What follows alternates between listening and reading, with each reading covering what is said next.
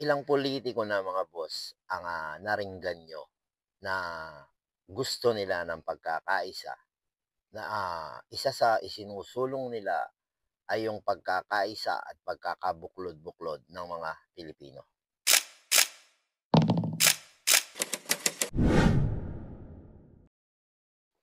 Halos lahat na yata mga boss ng mga kandidato sa araw ng kampanya ay sumisigaw ng pagkakaisa.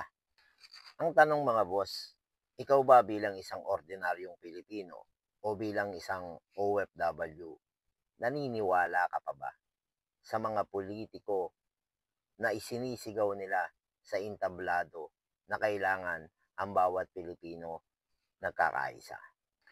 Ang malaking alimbawa diyan mga boss, nung nakaraang eleksyon na kung saan may isang partido na ang ginamit sa kampanya nila yung pagkakaisa at pagkakabuklod-buklod ng mga Pilipino.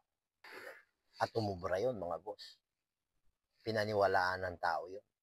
Kinagat nila yung strategy ng mga politikong sumisigaw ng pagkakaisa.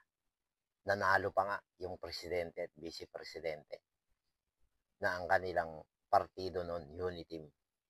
Pero ngayon na nanalo sila, nakaupo na sila, ano na yung nangyayari sa bayan natin? Nasaan na yung pagsigaw nila ng pagkakaisa? Sila na mismo ang nag-aaway, sila na mismo ang naging dahilan ng pagkakawatak-watak ng mga Pilipino ngayon. At ayun, yung mga Pilipino, yung mga mamamayan na pinangakuan nila na magkakaroon ng pagkakaisa, tayo ngayon, yung mga gulong-gulo. Hindi natin alam kung sino ba sa kanila ang namumuno ng tapat.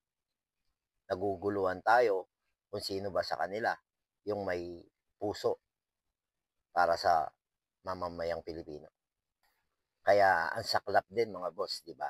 Kapag napaniwala tayo ng mga kandidato sa kanilang mga matatamis na pangako o matatamis na plataforma. Tapos sa bandang uli, ang taong bayan yung magdudusa. Tulad na lang ngayon, marami ang nag-aaway-away, marami ang nagkahati-hati ang opinion tungkol dito sa mga tao na iniluklok nila sa gobyerno.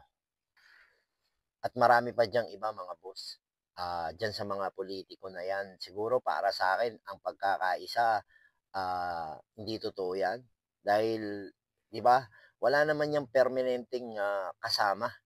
Dahil kung sino lang yung malakas, kung sino lang yung mga nakaposisyon, karamihan ng mga politiko nandoon.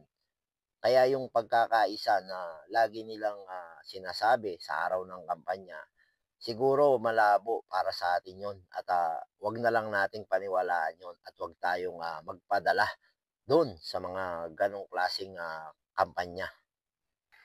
At isa lang naman ito mga boss sa mga napuna natin na ginagamit ng ating mga kandidato sa araw ng eleksyon at isa rin sa gusto nating ipabatid sa ating mga kababayan na maaaring makapanood ng video na to na pag-aralan nyo ng maigi yung mga sinasabi ng mga politiko sa araw ng kampanya dahil hindi lahat ng mga sinasabi nila gagawin nila.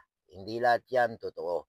Yung iba dyan, ginagamit lang nilang material para makuha ang mga boto nyo. Sana mga boss, maging aral na sa atin yung paulit-ulit na taong bayan ang natatalo pagdating ng eleksyon.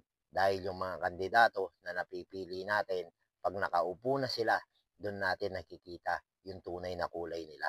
Kung ano talaga yung pakay nila sa gobyerno. Kaya pinili nilang tumakbo at manungkulan.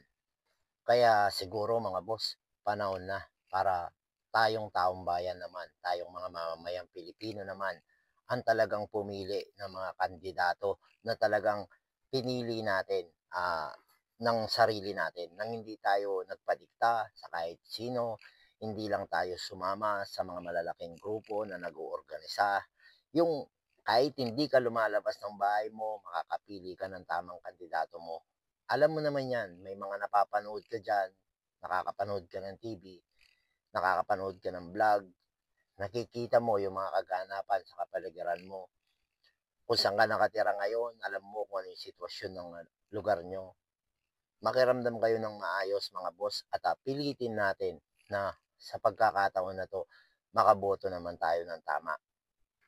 Para sa gano'n mga boss, hindi na lang lagi tayong mga taong bayan, tayong mga mamamayang Pilipino, tayong mga bumoboto ang laging natatalo dahil nagkakamali tayo ng mga kandidato na pinipili tuwing sasapit ang eleksyon.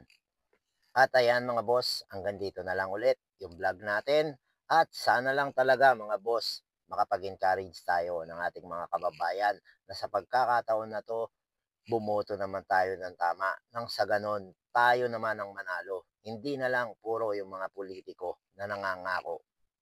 See you next vlog mga boss. Ingat kayo palagi.